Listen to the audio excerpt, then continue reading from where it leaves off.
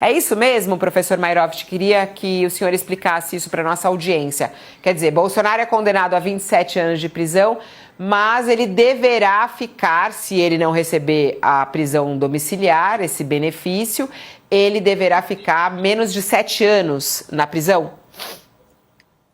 Não é só isso. Atenção, não é só isso. O que diz a lei de execução penal em conformidade com a Constituição? Que o nosso sistema prisional é progressivo, ou seja, passa-se de um regime mais grave com de menos gravidade. Então, por exemplo, passa-se do fechado para o semiaberto e para o aberto. Então, é um sistema progressivo. Esse sistema progressivo é informado por dois princípios. O decurso do tempo, e diz a lei, 1/6, ou seja, decorrido 1/6, passa a ter o quesito de ordem objetiva, mas, atenção de novo, tem um outro, que é o critério subjetivo. Diz a lei, 1/6 da pena e mais merecimento. Merecimento. Então, o preso precisa ter merecimento. Significa o quê? Precisa ser disciplinado, atender o quê? Ao regimento da prisão. Então, há necessidade de dois requisitos, um temporal e outro de merecimento. Ficou claro, Fabiola? Agora, você lembra que uma vez nós conversamos aqui, eu disse que esse sistema virou, eu usei uma expressão grosseira, não gostaria de repetir, porque da outra vez eu usei uma putaria, esse termo, não vou repetir agora.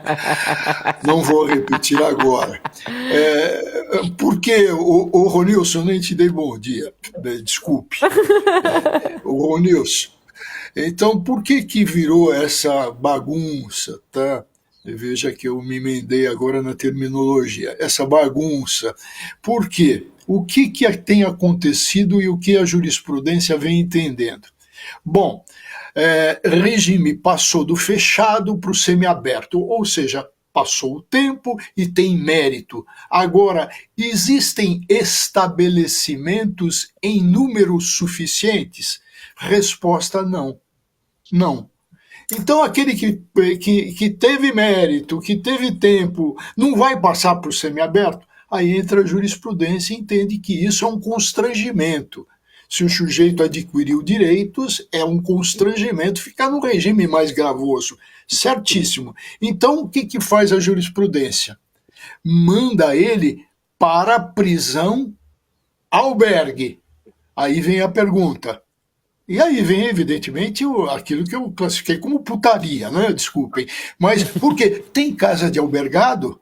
Tem casa de albergado oficial? Não, não tem. Então não tem semiaberto em número adequado, não tem casa de albergado, porque não se constrói, e vai fazer o quê? E ele vai para uma prisão domiciliar. Percebe que esse é um sistema avacalhadíssimo. Agora, no papel, veja que beleza. Vai para um fechado, depois progride por mérito para o semiaberto e com o tempo, depois vai para o aberto, que é casa de albergado, onde sai para trabalhar de dia e volta à noite, e nos finais de semana tem cursos, isso está tudo na lei. Mas avacalhou tudo. Então não tem semiaberto, vai para o albergue. Não tem albergue, vai para casa. E quem acompanha? Quem é que acompanha um sistema que diz que ele é todo baseado na ressocialização? Ora, não tem ressocialização nenhuma, não tem nada disso. Isso é uma coisa muito difícil, né, aqui no nosso país, Josias, porque, por exemplo, a gente fala toda hora, Bolsonaro é condenado a 27 anos de prisão. É para inglês ver isso, né, esse número? É para inglês ver, e no Brasil o modelo escolhido pelo Brasil tem esse problema. Os juízes jogam a pena lá para cima porque sabem que na hora de cumprir, por conta dessa progressão de regime, o preso não vai ficar aquela quantidade de anos em cana, né? E é muito paradoxal, porque agora o Centrão e a facção bolsonarista do Legislativo acabam de aprovar na Câmara uma lei antifacção que prevê um agravamento das penas de 20 a 40 anos para criminosos vinculados a organizações criminosas. Os líderes estão sujeitos a agravantes que levam a mais de 60 anos o cumprimento da pena, e reduziram-se também os prazos dessa progressão de regime. Para o caso dos faccionados, dos criminosos de facções como Comando Vermelho ou o PCC, nesses casos os mais perigosos terão que cumprir pelo menos 85% da pena encarcerados. No entanto, querem anistia para o Bolsonaro e para os outros componentes dessa facção do golpe. Então é muito paradoxal. Acabam de aprovar uma lei prevendo endurecimento das penas para os criminosos sujos, por assim dizer, das facções, e esses que são tidos como limpinhos, que simplesmente tentaram subverter o regime democrático, para esses querem aprovar anistia, querem aprovar redução de penas, querem abrir as celas o quanto antes, né? E nós estamos falando, Fabíola, de gente que cometeu, além dos crimes contra a democracia, organização criminosa, dano qualificado por violência, grave ameaça, deterioração de patrimônio tombado. Então é um elenco, são 5 crimes que foram imputados a esses componentes aí do primeiro escalão do golpe, e querem afrouxar as penas que já são muito frouxas. Então é o caso do Bolsonaro. Ele foi condenado a 27 anos e 3 meses, mas se não surtar novamente, porque tem sempre essa possibilidade do surto psicótico, né? Mas ele agora está mais bem tratado na Polícia Federal do que em casa. É preciso lembrar que em casa, embora a defesa diga, não, tem que ir para a prisão domiciliar porque ele está doente, mas veja que na noite de sexta-feira, madrugada de sábado, ele estava em casa e permitiu-se que ele tivesse um surto lá, não tinha ninguém para socorrer o Bolsonaro. A Michele estava no Ceará, o irmão estava dormindo, o segurança que o atende estava dormindo também, e a Laurinha, coitada, a filha, não teria nem condições de socorrer. Na polícia, não. O Alexandre Moraes mandou que a Polícia Federal providencie assistência médica 24 horas, tem um plantão lá.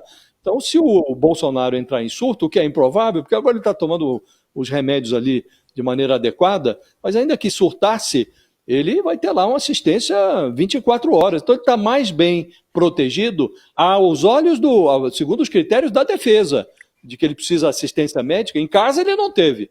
Na polícia ele tem assistência 24 horas. Mas se ele se comporta bem, ele sai com 6 anos e 9 meses. Se derem um livro lá para ele, se conseguirem provar que ele está trabalhando ali na Polícia Federal, mais difícil. Na penitenciária talvez tivesse alguma atividade laboral que ele pudesse executar. Na Polícia Federal é menos provável, mas há essas condicionantes. Se tiver uma leitura frequente e auditável, tem que ser auditável, né? Se tiver alguma atividade funcional que seja também possível de contabilizar, ele pode reduzir ainda mais esse prazo. E se o Congresso aprovar a redução de penas, como estão cogitando, aí mesmo é que ele vai sair com 2 anos e alguns meses de cana. Então, por isso, Fabíola, é um sistema defeituoso. O juiz joga lá para o alto, mas com a progressão de regime, ninguém fica tantos anos na cadeia, né? Então, há essa disfuncionalidade no sistema judicial brasileiro. É algo que precisaria ser corrigido. Estão corrigindo para quem integra a facção criminosa, mas querem aliviar a cara de quem comete tentativa de golpe de Estado. Muito boa essa tua análise, Josias, nesse sentido, né? Falando que... e é verdade, o Bolsonaro teve um surto na prisão domiciliar, em casa, e ninguém acudiu, não tinha ninguém para socorrer. Ele pegou e destruiu ali parte da tornozeleira, queimou a tornozeleira eletrônica, meteu ferro quente, como ele diz, por curiosidade, né? Mas segundo os advogados dele, foi por causa de um surto. E não tinha ninguém para acudi-lo, como disse o Josias, talvez dentro de uma prisão tenha mais assistência do que na própria residência, segundo aqui o nosso colunista Josias de Souza. Bom, vamos ao intervalo para quem está conosco na TV, mas a gente segue falando sobre este assunto, até da prisão domiciliar ou não, de Bolsonaro aqui no nosso YouTube. O professor Mayrovich pediu a palavra. Quer comentar sobre isso, Mayrovich? Vai lá. Sim, eu queria pegar uma carona no que o Josias está falando, que é o seguinte, eu fui juiz de execução penal, mas todos os juízes de execução penal assistem ao que acontece no Brasil, tá? Então, o Brasil tem um ciclo. De repente, todo mundo quer endurecer penas. E as prisões lotam. Aí não tem lugar para prisão. Então começam as carceragens de delegacia de polícia lotarem. E com isso, o quê? Movimentos paredistas, greves, rebeliões e etc. Então tudo lotado. Aí vem o legislador e faz o quê? Dá uma baixada nas penas. Então isso funciona, Fabiola, como uma caixa d'água de uma residência, tá?